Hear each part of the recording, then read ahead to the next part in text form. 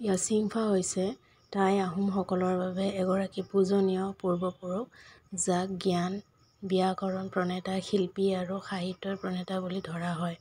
তেওঁ উচ্চ সাহিত্যৰ প্ৰণেতা আছিল। টাই সাহিত্যৰ বৃদ্ধি আৰু বিকাশত তেখেতৰ যথেষ্ট বৰঙণি আছে বুলি ধৰা হয়। তেখেতে ফা টু চিং ফ্ৰঙ হমক বিশ্বব্ৰহ্মাণ্ডৰ আৰম্ভণি বুলি উল্লেখ কৰিছিল আৰু সেই প্ৰথা অনুসৰিয়ে আজিও ফ্ৰালুং ধৰ্মৰ পন্থীসকলে ফা টু চিং ফ্ৰঙ হমক বিশ্বাস কৰে। য়াচিংফা মুংফিত বৰ্তমান চীনৰ অন্তৰ্গত বসবাস কৰিছিল, লগতে তেওঁ হীৰাৰ ফুল চুলিত লগাইছিল।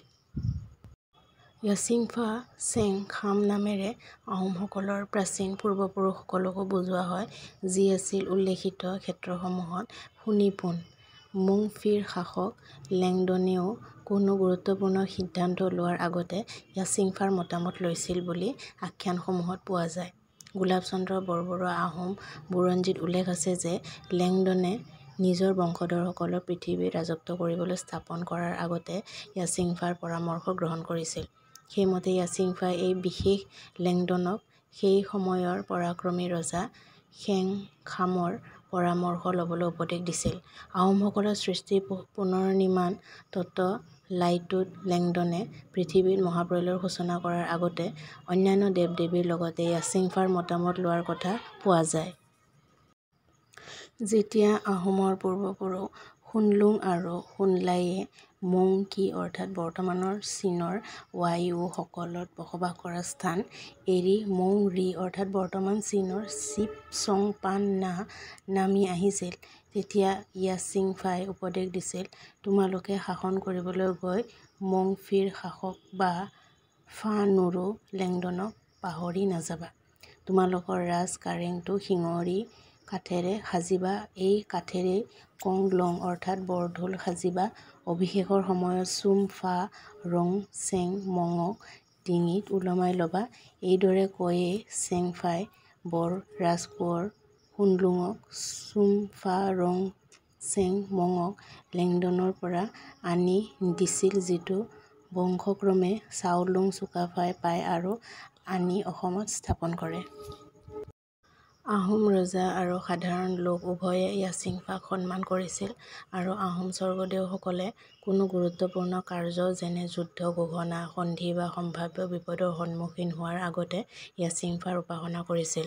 আহোম পুৰোহিত অৰ্থাৎ দেওধাই ৱাইলুং সকলে বানচেং কৰোঁতে অৰ্থাৎ ভৱিষ্য গঠন কৰোঁতে আৰু যুদ্ধ বিগ্ৰহৰ সময়ত কুকুৰা ঠেঙেৰে মংগল চোৱাৰ আগতে য়াচিংফালৈ এখন শৰাই আগবঢ়াইছিল। বুৰঞ্জীত আহোম ৰজা প্ৰতাপ সিংহ, চক্ৰধ্বজ সিংহ আৰু প্ৰমত্ত সিংহই খেক য়াচিংফা কৰাৰ বিষয়ে পোৱা যায়। ইয়াৰে পিছৰ ৰজা কেইজনে দুবাৰকৈ য়াচিংফা পূজা কৰিছিল।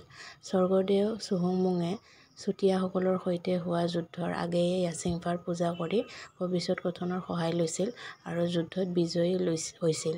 সাধাৰণ লোকসকলে সন্তানৰ শিক্ষাৰম্ভ কৰাৰ সময়ত খেক য়াচিংফা কৰিছিল। বৰ্তমান কোনো গুৰুত্বপূৰ্ণ ঘটনা বা কাৰ্যৰ সুফল কামনা কৰিও খেক য়াচিংফা কৰা হয়। পাকঘৰত দক্ষিণ দিশত আঁৰ কাপোৰ এখনৰ আঁৰত মাটিৰ এটা ঢিপ সাজি সম্পন্ন কৰা হৈছিল।